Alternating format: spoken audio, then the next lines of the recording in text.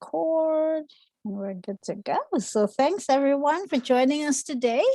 We are going to continue with the farmers market training series of webinars, and today we're going to talk a little bit of produce safety, both on the farm and just a little bit at the farmers market itself.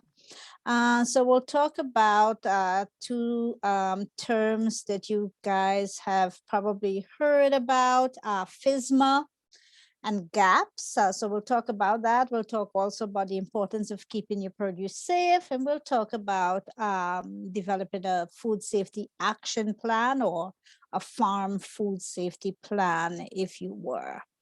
As far as questions, please feel free to jump in with questions or type them into the chat, and we will take those as they come in. So my wing woman today is going to be Jody. So she's going to keep me on track, and she's going to fill in if I omit anything of importance, or correct me if I see anything that is incorrect, right, Jody? And we also do have, actually, we have quite a number of people that are on what we refer to as our West Virginia Food Safety Training Team. So that will include Jody, that will include Emily, that will include Lisa, that will include Mary Beth. So when you ask questions, I can take a stab at it, or any other members of the Food Safety Training Team could jump in as well, okay? So let's talk about the importance of produce safety, and kind of just talk about some general issues. So why is it important? It is a public health imperative. So the general statistics is that there are about 1 in 6 Americans that get sick from a food safety illness every year, and up to 3,000 that die from food safety outbreaks. And those generally tend to be underreported because, think about yourself. How many times have you been sick from something you've eaten, but you've not necessarily reported it or gone to the doctor to be counted in this statistic? You just know that, hey, you eat some, toast and some, I don't know, whatever they say, the doctors say white rice or whatever, and you'll be better in a day or two, okay? So this number is generally underreported. About 12% of those illnesses are traced back to produce safety, or fresh produce rather, and then about 2% back to farms. So 2% might not look like a lot, but we're talking about close to 1 million illnesses out of the statistics that's basically traced back to on-farm practices or conditions, right? And the important thing, as we will see as we go through this presentation, is that, outbreaks can happen on any farm. It can happen on a farm if you're directly selling to consumers, or if you're wholesaling your produce, and it can certainly happen on large farms or on small or micro farms, as we have in West Virginia. And why are we talking about food safety issues? Food safety has always been a concern. This is a study we did back in 2010, a collaboration between the Collaborative for the 21st Century and the Small Farm Center Extension. And, we asked food institutions, what are some of the important considerations when you're buying local foods or local produce from farms in West Virginia? And the number one thing that they said was important was food safety. Everything on here they said was relatively important. There were some lesser important things that I didn't include on the slide, but the number one thing they said back in 2010 was food safety. They were concerned about that. And now, because of the illnesses we've seen in the news and so on, it has only become more important, okay? So we're gonna launch a couple poll questions. And let's see your answers. Let's try to do this in under a minute. You should be seeing the poll.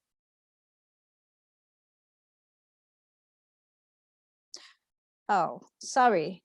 That was I launched the wrong question. Sorry, here we go. There we go.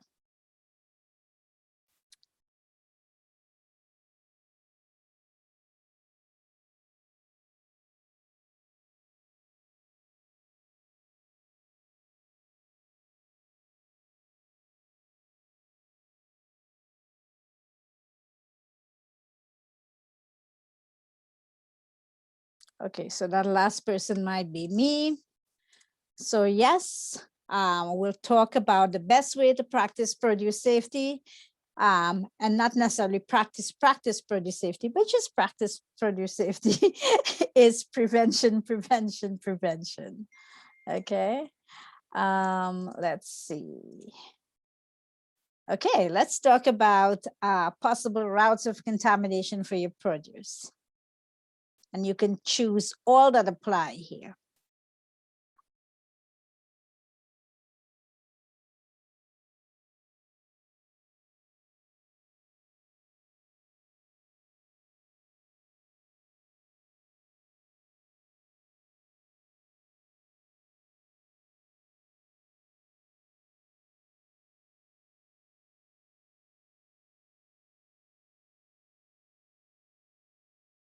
All right, I think everybody answered. So yeah, and you guys are correct. So we'll look at all of these possible routes of contamination. We'll talk about, you know, what to expect or what should you do, what should you look for in terms of these routes of contamination. And then my last question for now. So for those of you with farms, I know we have some service providers in here.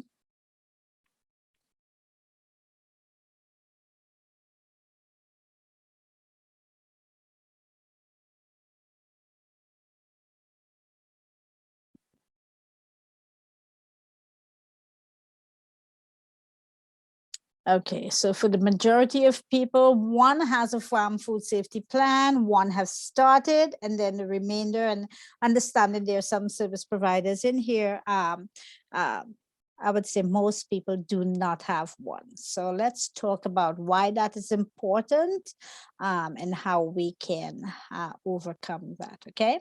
So when we talk about produce safety, understand that not all your customers would you know, when they hear produce safety, not all of them think of produce safety the same way. People think of produce safety as organic or non-GMO, you know, so people have a lot of different interpretations of produce safety. When we talk produce safety, we are talking about, you know, plans in place to produce safe foods and minimize the risk of a food safety outbreak, okay? And that's what your growers are, your buyers are expecting from you.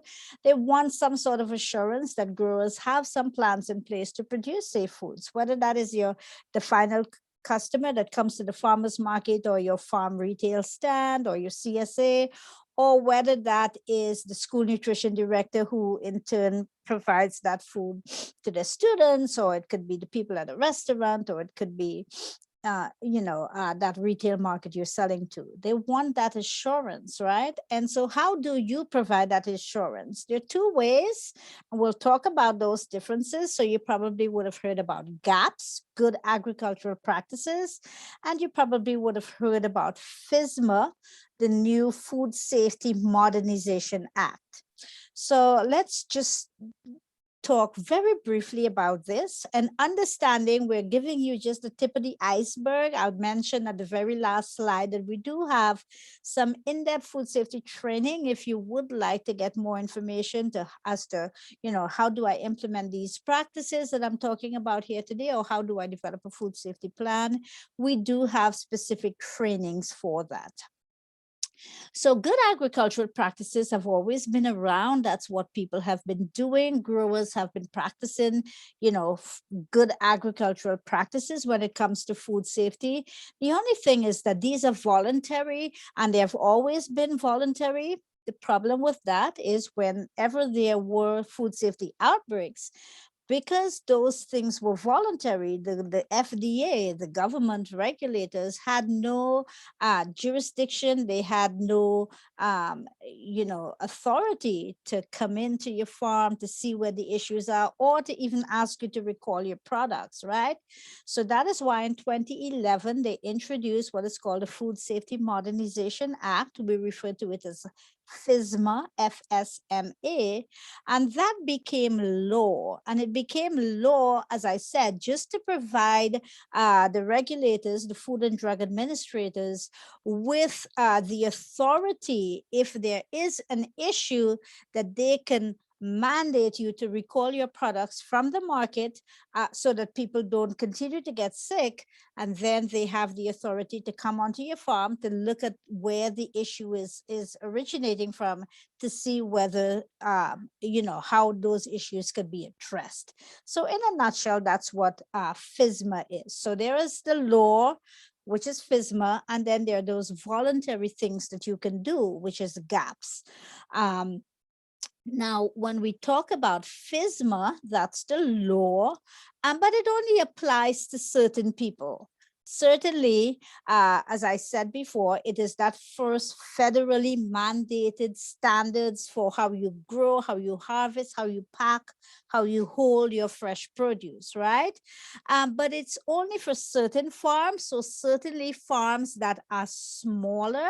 So if you have less than $25,000 in produce sales on average, or on average over the last 3 years, then you're not covered by this law, right? So you're exempt. Or if you are growing products that are really consumed raw. So, if you grow things that have to be cooked before they're consumed, then you are exempt. Or if you're producing products that basically have a kill step, you're producing tomatoes that would be converted into, let's say, tomato paste, then you're exempt.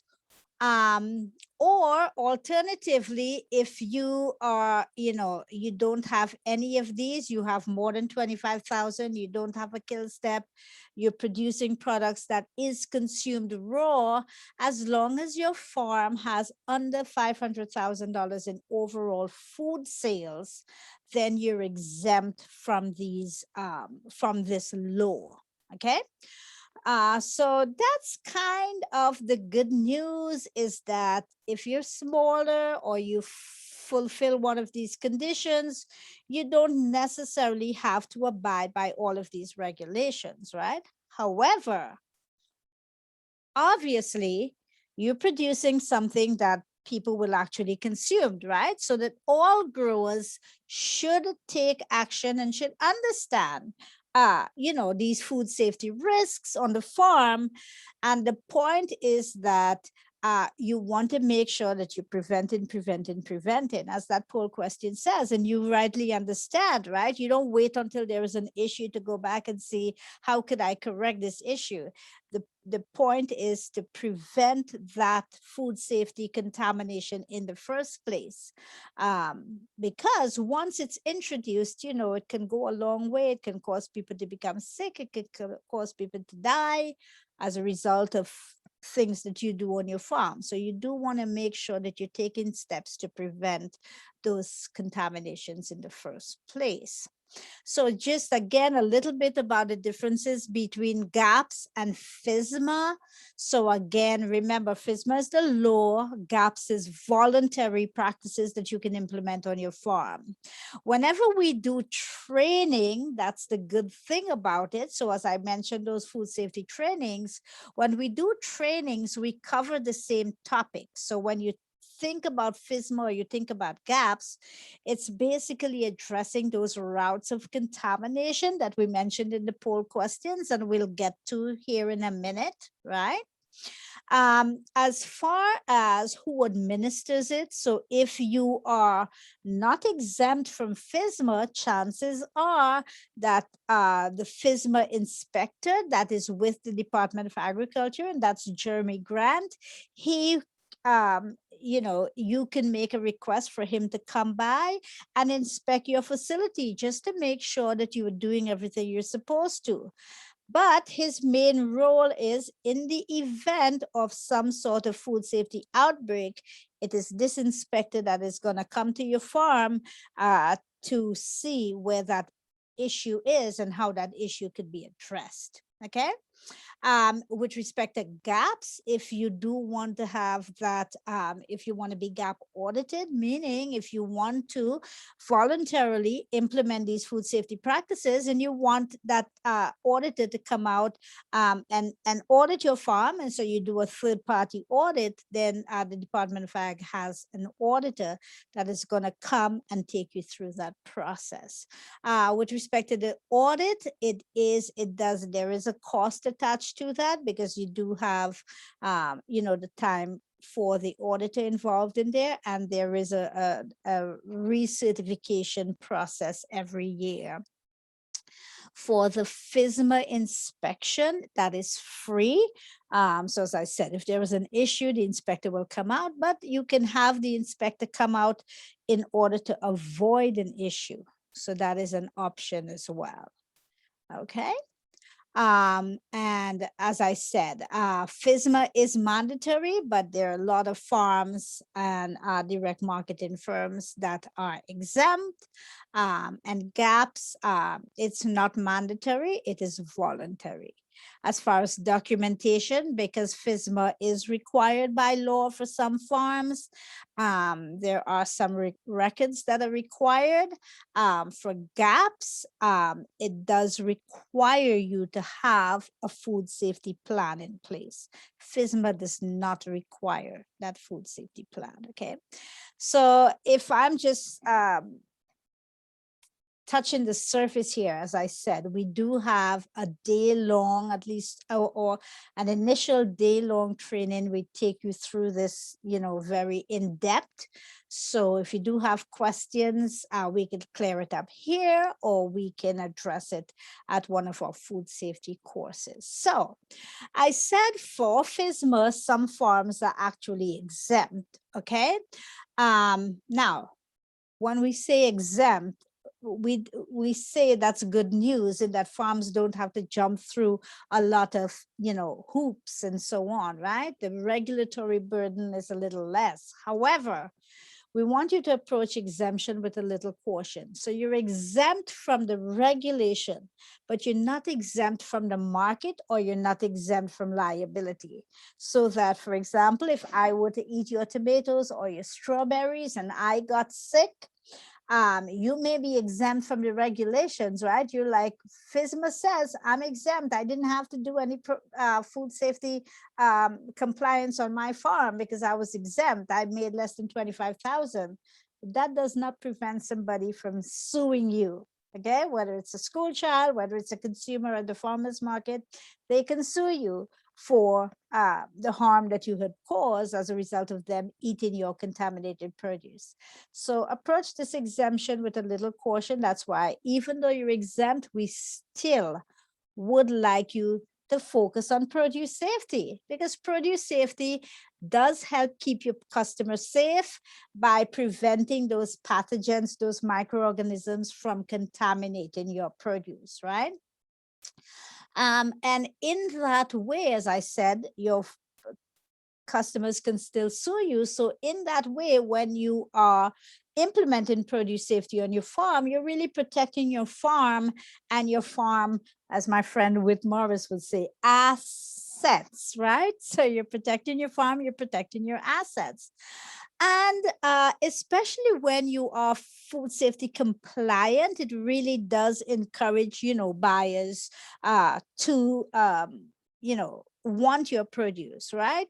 Whether that is an intermediary buyer or that direct customer. And so it, practicing food safety can be used as a wonderful marketing tool, as a way to help people understand, the things that you do on your farm to make sure your produce is safe and to keep them safe. So when we talk about produce safety, what are we really talking about? So there are a couple of microorganisms, not a couple, a few microorganisms of concern in fresh produce. And these microorganisms, we have millions of microorganisms that exist in the normal environment, right? But there are few that we call human pathogens. So they cause pathogens, are disease-causing microorganisms, and we're especially concerned with those pathogens that affects humans, right? And so there are certain bacteria that we want to be very cautious of. We don't want to introduce it. We don't want it to contaminate our produce, and we certainly don't want it to cross-contaminate, right? We'll talk about cross-contamination in a bit. The thing with bacteria is it could it could live inside of a host, whether that's a human or an animal, and it could survive outside of the host. It could survive on your produce. It can survive on your food contact surfaces. It could survive inside of your transportation vehicle. It can survive if it has the right conditions, right? Viruses, on the other hand, so those live inside the host, and they could live for a little time outside of your host. Parasites, basically, they live inside of the host, and then the only way viruses and parasites, these pathogenic ones, get passed on to your produce is through what we refer to as the fecal oral route. Okay, and by that I mean, as my friend Karen Cox would say, is the poop to mouth the poop to mouth route. Okay, so we don't want poop in your mouth. We don't want poop on your produce. So basically, when we talk about prevention, is to make sure that these pathogenic microorganisms do not get on your produce. Because remember, these produce, for the most part, are eaten raw, and we encourage people to eat more fresh fruits and vegetables, right? So therein lies the problem. And the thing is prevention, because once these microorganisms gets onto your produce, there's a lot of nooks and crannies and little, spaces where they could hide, right, and reproduce. And it's the more there is the sicker you get, right? And then you have a lot of immune compromised people. Even a small amount of these pathogenic microorganisms can have very, very serious consequences for them. Okay. And so we want to make sure that we're preventing contamination because of the nature of these raw produce, because if they're bruising, if there are any damages to the skin and so on, that's where these microorganisms can come in. Contamination is often sporadic. You don't know where it occurs. As long as the microorganisms are present, chances of contamination is high. Okay, so we want to make sure we're preventing. All right. So as you guys picked up, your produce can become contaminated from multiple sources. So there are those microorganisms, and the microorganisms can affect your produce either through human contact, either through contact with animals, and those could be domesticated or wild, through any soil or soil amendments that you might have, through water, and of course through contact with your buildings, equipment, tools. So any food contact surfaces. So I'll talk a little about each of these, just a little as a teaser. As I say, when we do our food safety training, we delve quite deeply into each of these sources of contamination. So I'll talk about that in the next slide. But in terms of this concept of looking at your routes of contamination, how can your produce become contaminated? When we talk about this, we're talking about that whole farm perspective, right?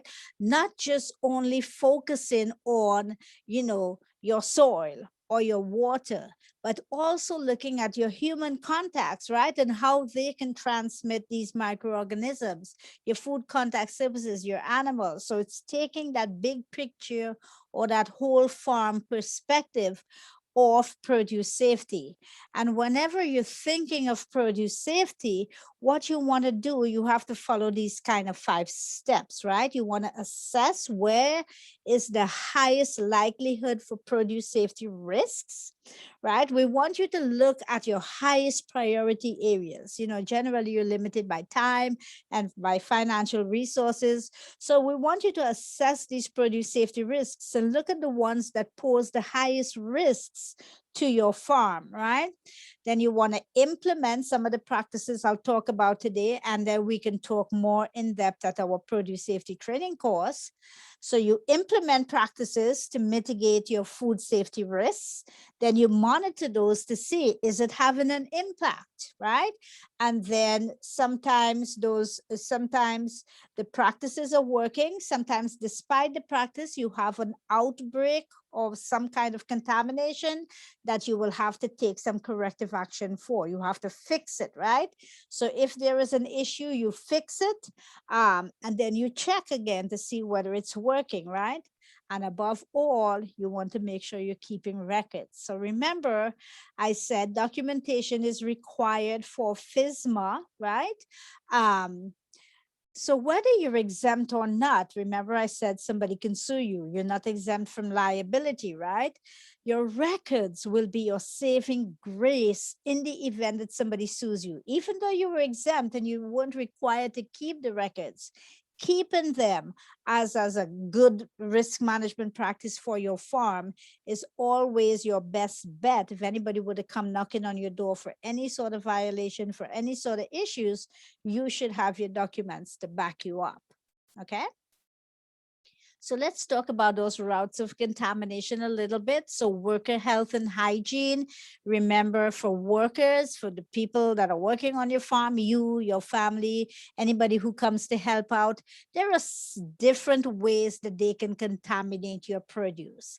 Their hands, their clothing, you know, if they didn't clean up after themselves really well after they use the washroom, your footwear that can track, you know, feces, manure, compost, that kind of thing.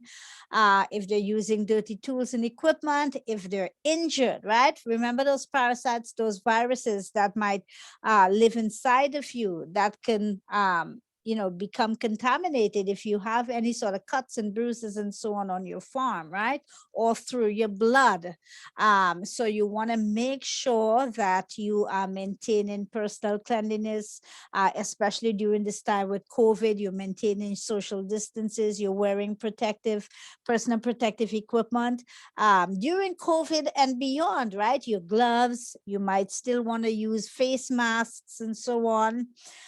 Avoiding contact with animals while you're handling produce, maintaining gloves in a sanitary condition if you're using gloves, right? So we talk about this in the food safety training course. Sometimes gloves are a double-edged sword.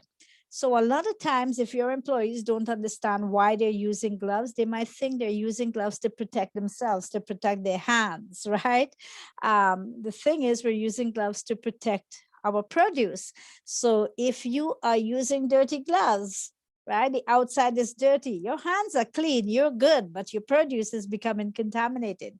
So you really have to train your workers on why they're using gloves, how to put the gloves on, how to take them off, how to clean them, when to change them, all of those kinds of things. Same things for jewelry use, chewing gum and tobacco and so on. You know, making sure they notify you if you're sick, making sure you wash your hands. So in some cases, you know, people don't want to use gloves, they want to just use that clean hand policy, because gloves in itself is a different beast, right? So you have to decide what you want to do, but you have to make sure that you're training your workers on health and hygiene practices to keep your produce safe, right? So again, I'm glossing over these. I'm not providing as much detail as we would in our food safety training course, okay? Because time doesn't permit today. Wildlife and domestic animals, they can cause, you know, contamination of your produce. They carry human pathogens.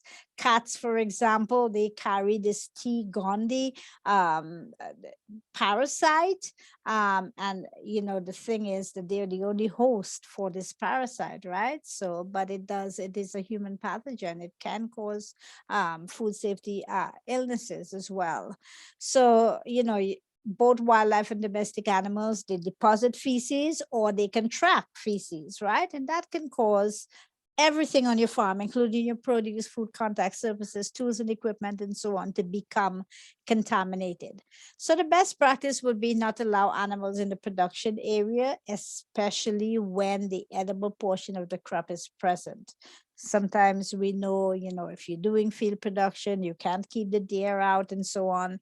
That's when we want you to basically scout for feces. Make sure, as Karen always says, again, don't pick poop, right? So you want to make sure that you're scouting for where those poop areas are and you're not harvesting produce from those areas, right?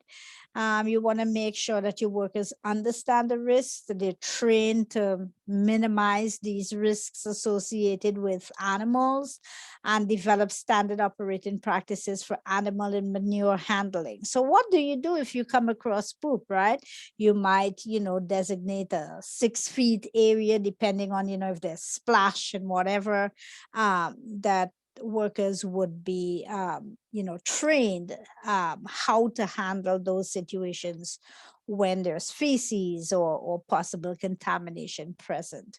And of course, developing standards for, when you're using tools and equipment, if you're using it from, you're turning compost or something like that, you clean it, you sanitize it before you use it in your produce fields, or you probably want to have separate tools and equipment for those different enterprises if you're able to.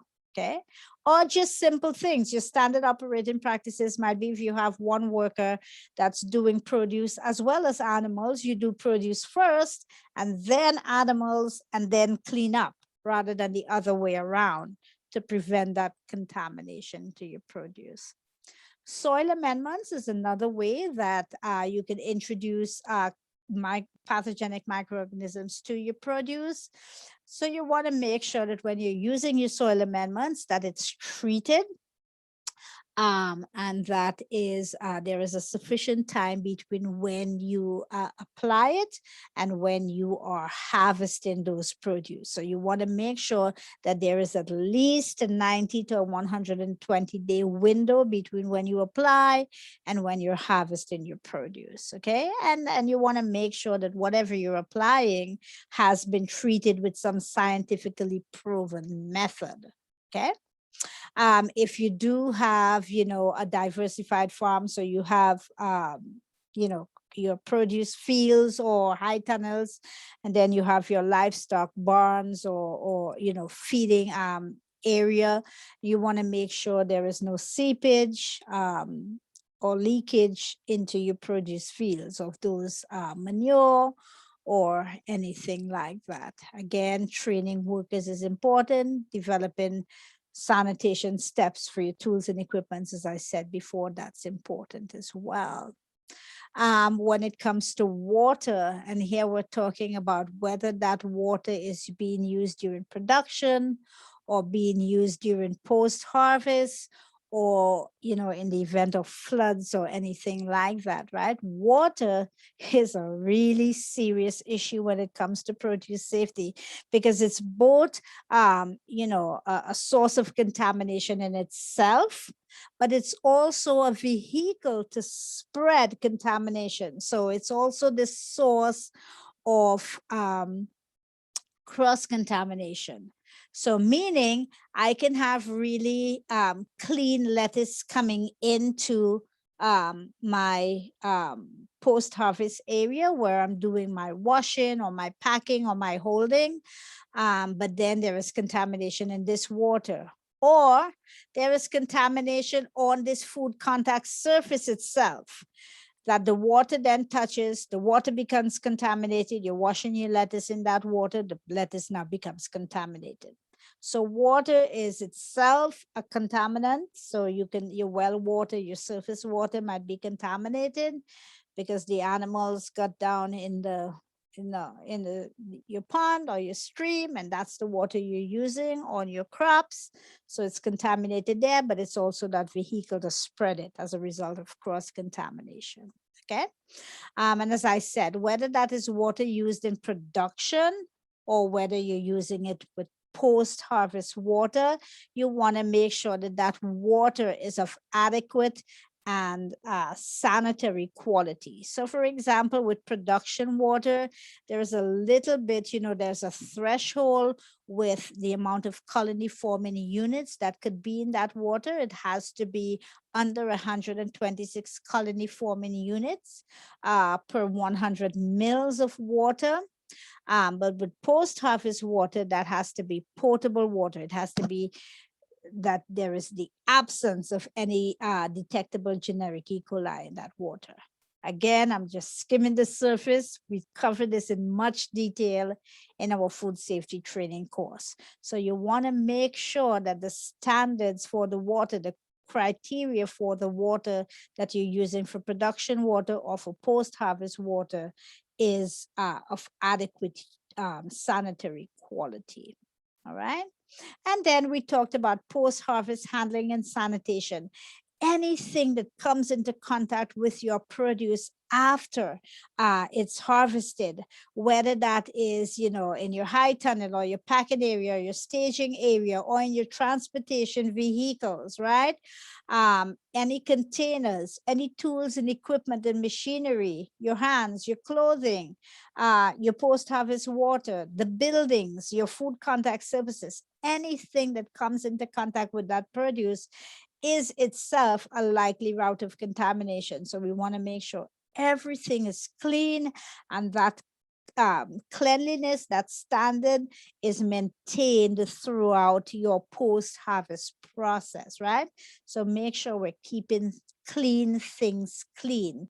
Again, with respect to your post-harvest, remember, if we have clean surfaces, clean containers, clean vehicles, clean produce, and we have some contaminated water, even with a small amount of poop or small amount of microorganisms in there, because water is that universal solvent, a small amount of contamination goes a long way. So everything has to be kept clean, right? And when we talk about clean, we're talking about cleaning and sanitizing, right? And a lot of people just simply, clean and don't sanitize, but it does matter. Cleaning is just removing your dirt. You might, spray it down with water, and you don't see any, signs of any dirt, any debris, any what you might think is contamination, right? And you might think your surface is clean, but you have to go through that step of sanitizing, which is treating with some sort of a sanitizer, some sort of an agent that's going to reduce or eliminate those microorganisms, because you can't see those, right? So you want to make sure you're cleaning first. You can't sanitize a dirty surface. Clean first, then sanitize. And you must have a regular routine for doing this, okay?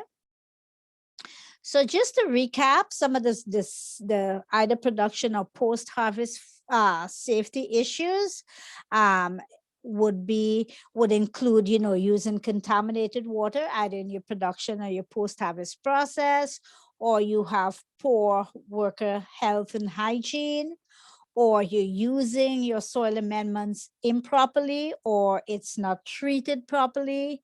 You have some sort of contamination from domestic or wild animals. You have contamination from your food contact surfaces, and that includes your equipment and tools, or that you have inadequate unsanitary process and storage conditions, or improper transportation. Remember, transportation is, that's an important part of that on-farm process, right? And that has to be, think of that as your part of your farm equipment. That has to be safe as well. As far as food safety issues at the farmers market, and remember I said, letting your customers see that you care about food safety issues, that you are demonstrating compliance with food safety issues, even at the farmers market, is really going to give them it's going to resonate with them. It's going to give them the assurance that if you're doing it at the farmers market, you're certainly doing it at the farm, right? And that's basically demonstrating to them your commitment to food safety. So you want to make sure that that is either, a direct, an explicit marketing tool. You can tell them about it, or really subtly, really indirectly, just by you doing it, they're going to observe that you're doing it, right? And that in itself is assurance for them. So a couple food safety issues at the farmers market in general. Maintain and monitor temperatures, whether that is during transportation or if you're storing it in your trailer before displaying it, or certainly for the displayed items. And here we talk produce, but it also goes for your meats products or baked goods and so on as well, right? And to be able to do that, you do want to invest in the equipment to facilitate maintaining those food safety compliance, right? You want to have good personal hygiene, you and your workers at the farmers market. Remember, you're operating in an open space, you're shaking hands, you're handling money, you're handling your produce, you might be eating your lunch. So you want to make sure that health and hygiene issues are being taken care of at the farmers market itself. You want to make sure that you're avoiding cross contamination, whether that is, if you're having meats as well as produce, you want to keep those separate. You want to make sure that your food contact services are, separate and they're cleaned regularly. The use of reusable bags, you want to make sure that those are, even if your buyers are coming with their reusable bags, take steps to make sure that you're telling them, after you've taken your produce home, or your just your items, it could be meats and everything, that they want to make sure that they're cleaning and sanitizing those bags, getting it ready for its next use, because they might be taking those produce, those clean, safe produce from your display table. They're putting it in their dirty bags. They go home, they eat it, they get sick, and they're going to say, my God, I bought these lettuce and I got so sick, not understanding that it was the bag that was responsible for the contamination, right? And you want to make sure, even while you're at the farmer's market, you're washing, you're sanitizing. And we encourage people to wash and sanitize regularly, even before COVID. People are just now, expressly talking about this very frequently, very openly. But this has always been recommendations we have had even before COVID. So remember, COVID is that CoV-2 SARS virus is just one of the viruses in that whole list of microorganisms that we're trying to prevent contamination from our produce, right? So COVID or not, we want you to be washing, sanitizing your surfaces, high touch areas, and so on. We want to say the same thing as we do with COVID, do it regularly. Make sure that your customers aren't, touching all of your produce and so on, right? So, because that can cause cross-contamination. Sampling, so sampling have been put on hold. I think they're loosening those restrictions now, but it's just some general best practices in normal times. You want to put out a small amount, certainly that amount that could be consumed within, an hour to 2 hours, depending on what it is. Certainly if it's, some kind of milk-based product or something that's very, very highly perishable, then you want to make sure that it's an even a smaller amount that can be consumed in much less time. Obviously, COVID or not, you do want to use single-use utensils, plates, knives, forks, that kind of thing. And if you are offering sample, you either recommend that they eat it off-site, or if they're eating it on-site, you do have to provide hand washing stations. Really important. Okay. Okay. So I know what some of you might be thinking. I already do most of what you just told me. You haven't told me anything new. Hope I have said something new. I hope some of this, for some of you, it will encourage you to attend our food safety training course to find out more. But for those of you who are already doing a lot of this, I'm sure you're doing a good job, but what I'm almost positive you're not doing such an excellent job, simply because nationally and in West Virginia, we don't necessarily do a good job of keeping our records. Remember, if it's not documented, it never happened as far as anybody else is concerned. Your customers, the regulatory agencies, if you didn't document it, it never happened. The first thing they're going to say, if something happens, you're going to say, but I cleaned, I sanitized frequently, I did all of this stuff, I trained my workers, I make sure I excluded animals from my production areas. And then somebody's going to say, show me. If you go before a judge, somebody sued you, or the inspector came to your farm, he would say, show me that you did this. That's your records. Unless you have your records, you can't prove it. It didn't happen. So the one thing, if there is one reason you should attend our food safety training course, is because we help you to organize and get these record templates that's going to save you 80% of the work in terms of what should I record and how should I record this? This is what we cover in that food safety training course. So record keeping is important. You want to document what you're doing. We do have a lot of templates available, and like records. So whether it's food safety or whether it's your production records, whether it's your sale records, so all of your financial records and so on, it should be convenient. It should be easy. It should be built into your routine. You should have a regular schedule for updating your records, like you do cleaning your tools or training your workers or cleaning your break areas and your restrooms, right? You should build that into your daily or weekly or monthly operation. The more frequently you do it, is the less of a hassle it's going to be. Records need to be signed, they need to be dated, they need to be reviewed, especially for food safety records, by the person who's responsible for food safety on your farm. And records on your farm should be kept for at least 2 years. And now with electronic technology, your computers, you want to make sure that you're keeping it for a longer time than that, if need be, right? But at least for 2 years. So make it part of your schedule so that it can get done. And as I say, we do have templates available. If you attend that food safety training course, that's something that we can help you with. So as I said, you may be already doing the right thing, but keep your records, right? Keep your records. So one of the other trainings that we do offer is writing your food safety plan. So with respect to FSMA or GAPs, right?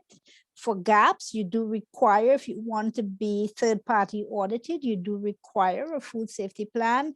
For FSMA, they do require you to keep records, but they don't tell you, they don't give you any templates, they don't tell you how you should keep this. So what we do is we also have a separate training, which is about writing that food safety plan. So you take the food safety training, which is about, what are the routes of contamination? How do I protect my farm? How do I prevent contamination? That's 1 day training. And then we have a second day where we help you to develop this food safety plan. So these are your record keeping templates. It's all in a manual. This is what you would do. These are your log sheets. This is how you fill it out. This is where you put it, and so on. So we take you through that, writing a food safety plan, so you can get organized, so you can see what are your high priority areas, what are the things you should be focusing on, and again, keeping the records that go along with that. It's basically meant to document everything that is happening on your farm with respect to food safety, so that, again, if anybody comes knocking on your door, you have your documents. in one place. You don't have to be running to the filing cabinet or the kitchen table drawer, or some in your pants pocket and some in your glove compartment, and then you can find half of the other receipts and logs and all of that kind of thing, right?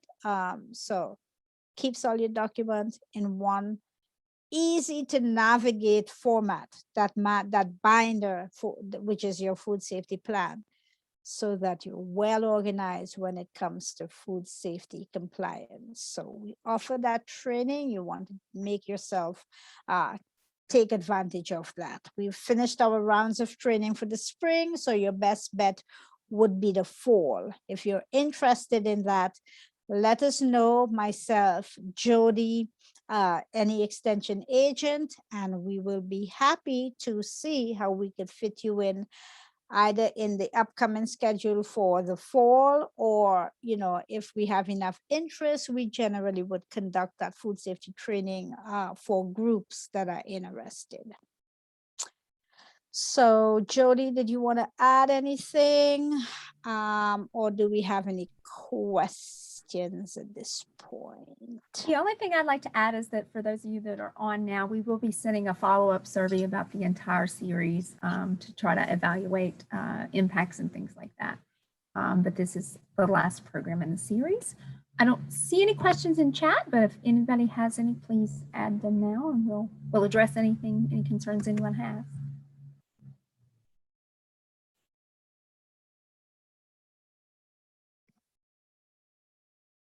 Anything? No questions? All right, so we just have one other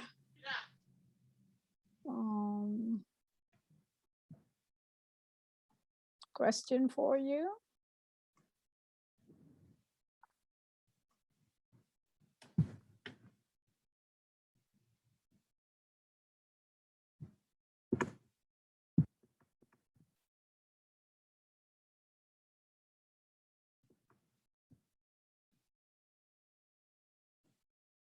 All right.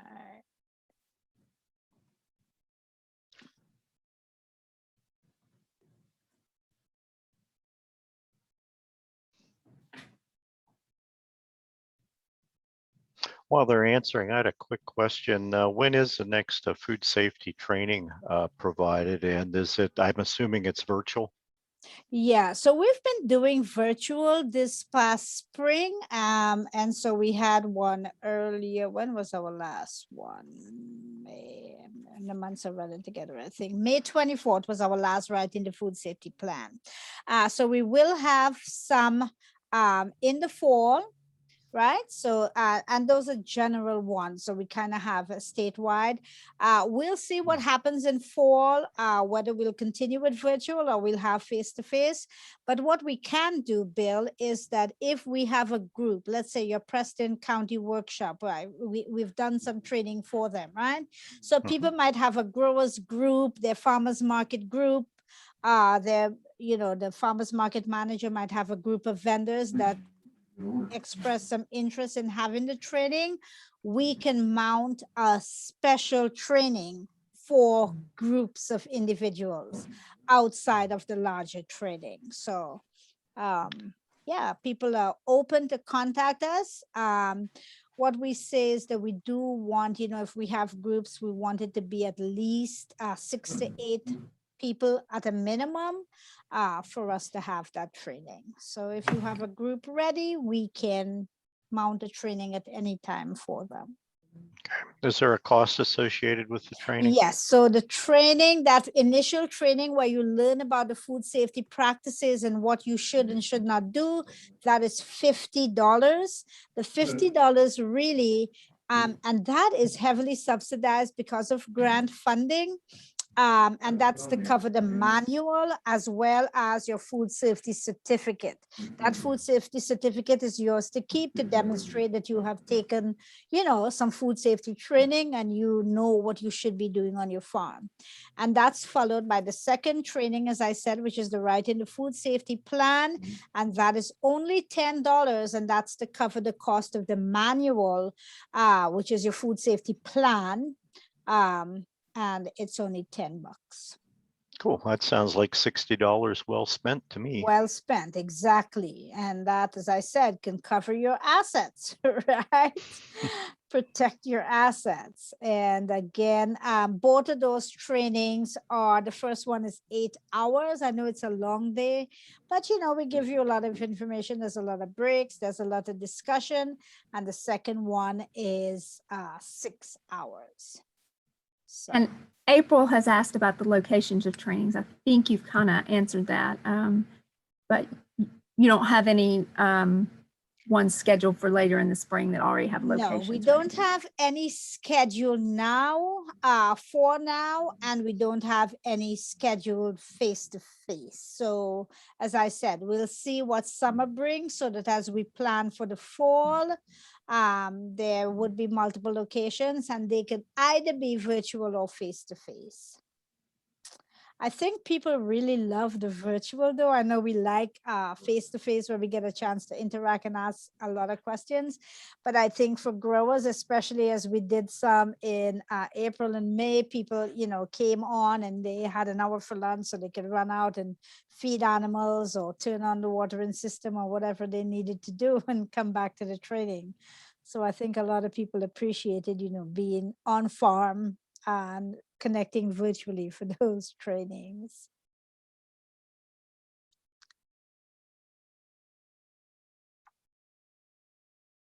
All right, anybody have anything else?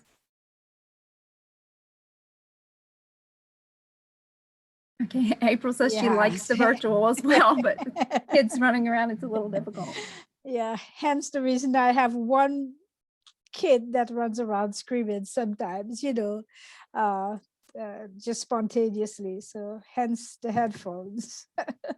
All right, well, thank you everyone for joining us today. And I did send Dee's PowerPoint, so it will be posted on Extension Communities if anybody wants to go back and review that. Thank you, Miss Dee. Thank you very much. Thanks everyone for attending. Thank you, Lisa. Thanks, lady. Okay, Sorry I got on late. bye. It was perfect. Thanks. Thank you. Bye-bye. Bye, guys.